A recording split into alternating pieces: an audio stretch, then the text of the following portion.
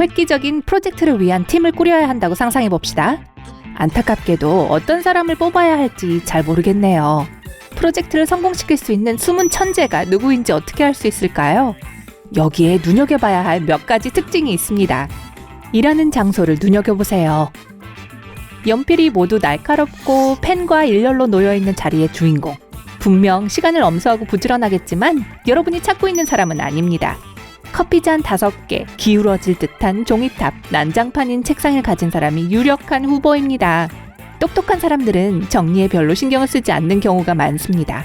게을러서가 아니라 그런 사람들은 질서를 인식하는 방법이 독특하기 때문입니다. 기분이 어떻게 변하는지 관찰하세요. 최선의 방법은 낮 동안 끊임없이 기분이 변하는 사람을 찾는 것입니다.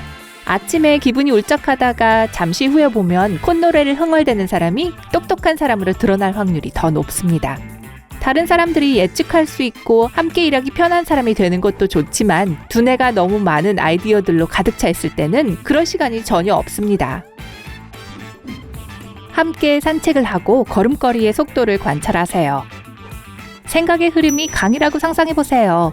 어떤 사람들의 흐름은 넓고 안정되어 있고 어떤 사람들의 마음속에는 산의 계곡물처럼 빠른 물살이 흐르고 또 어떤 사람들은 댐으로 강물의 속도를 늦춥니다. 강이 빨리 흐를수록 사람이 속도를 늦추기가 더 어려워집니다. 우리는 무의식적으로 생각의 속도를 걷는 속도와 일치시킵니다. 만약 누군가가 정말 빨리 걷는다면 똑똑한 사람일 가능성이 높아요. 욕을 하나요? 만약 실생활에서 욕을 검열한다고 했을 때 삐 소리가 요란하게 울리는 방향을 따라가세요. 똑똑한 사람들은 단어를 가리지 않는 것으로 밝혀졌습니다. 제가 말했던 생각의 강 기억나세요? 이제 펄펄 끓는 온천물 같은 아이디어가 말로 표현된다고 생각해보세요. 분명히 검열에 삐 소리가 울리게 될 거예요. 옆에서 요란하게 음식을 먹어보세요. 농담이 아니에요. 한 무리의 사람들을 펜을 클릭하거나 입맛을 쩝쩝대는 것 같은 성가신 소리에 노출시킵니다. 폭발점에 가장 먼저 도달하는 사람이 그 중에서 가장 똑똑한 사람일 가능성이 높습니다. 생각해보세요. 똑똑한 사람들은 사고의 과정을 즐깁니다. 생각에 빠져있을 때는 마치 오케스트라의 지휘자가 된 것과 같습니다. 이런 짜증나는 소리는 마치 누군가 여러분의 등 바로 뒤에 있는 마이크에 대고 기침을 하기 시작하는 것과 같습니다. 짧은 메시지를 많이 보내보세요. 한 줄짜리 메시지를 아주 많이 보내보세요. 그러면 제 말을 금방 이해하게 될 거예요. 똑똑한 사람은 처음 몇 번은 대꾸를 한 후에 지쳐서 전혀 신경 쓰지 않을 거예요. 이 사실을 확실히 증명하기 위해서 다음번에는 음성 메시지를 녹음해서 여러분이 원하는 모든 것을 한꺼번에 말하도록 하세요. 이번에는 똑똑한 사람이 곧 답변을 하고 완전한 대답을 제공할 거예요. 언제 하품을 하는지 보세요. 해가 지자마자 바로 졸음이 오는 사람은 올바른 선택이 아닐 수 있습니다. 비록 아침에 가장 머리가 잘 돌아가고 활동적이라고 하더라도요. 똑똑한 사람들은 종종 올빼미형으로 하루 중 늦게 최고의 생산성에 도달합니다. 아침에 일찍 일어나는데 어려움을 겪기 때문에 이른 시간에 하품을 더 많이 할 거예요. 반려동물을 기르나요? 강아지와 고양이와 같은 애완동물을 기르는 것은 누군가를 돌보고자 하는 의지의 보편적인 표시입니다.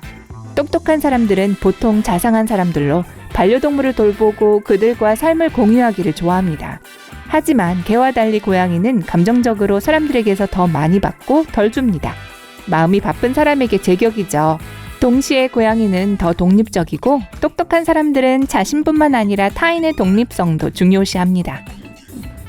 파티에서 잘 어울리나요?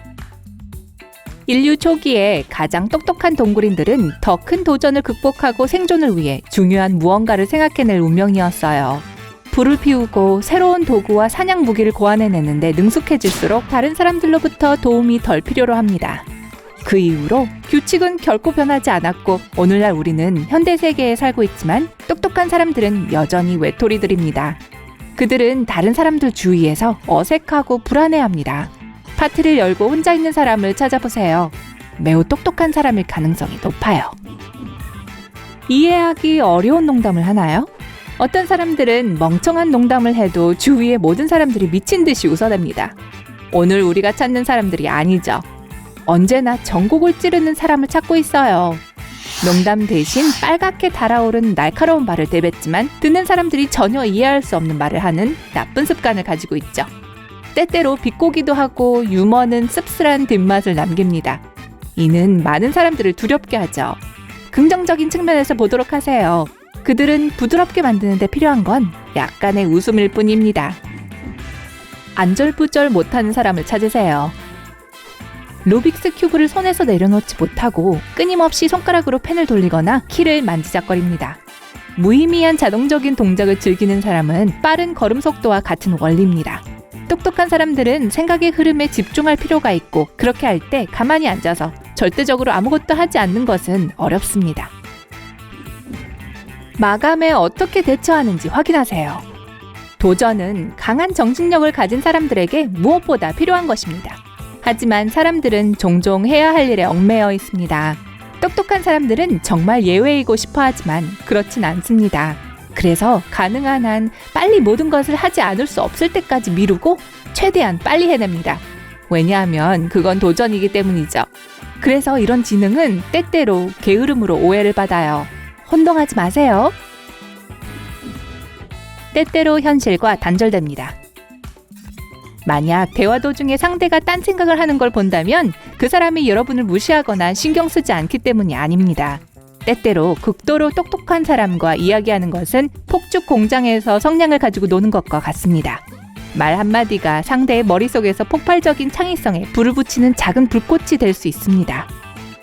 딴 생각을 하고 있는 것처럼 보이는 것은 아마 지금 불꽃놀이가 벌어지고 있다는 신호일 것입니다. 논쟁에서 고집을 부리지 않을 거예요. 여러분은 똑똑한 사람들을 모든 것을 잘 아는 잘난 척하는 사람들이라고 생각할지도 모르지만 사실은 그렇지 않습니다. 고대 그리스 철학자 소크라테스는 나는 아무것도 모른다는 것을 알고 있습니다 라는 유명한 말을 남겼습니다. 그는 분명히 매우 총명했어요. 똑똑한 사람들은 모든 것을 다 알고자 하는 목표는 없지만 좀 더 배우고 싶어 합니다. 그래서 많은 논쟁을 좋아하지 않는 이유입니다. 증거나 논쟁의 여지가 없는 자료가 있거나 없거나 둘 중 하나니까요. 어느 쪽이든 논쟁은 무의미합니다. 찬물로 샤워하기를 좋아합니다. 똑똑한 사람들은 무의식적으로 열을 식히고 싶어 합니다. 열린 창문, 양말 없이 걷기, 그리고 차가운 샤워를 좋아합니다.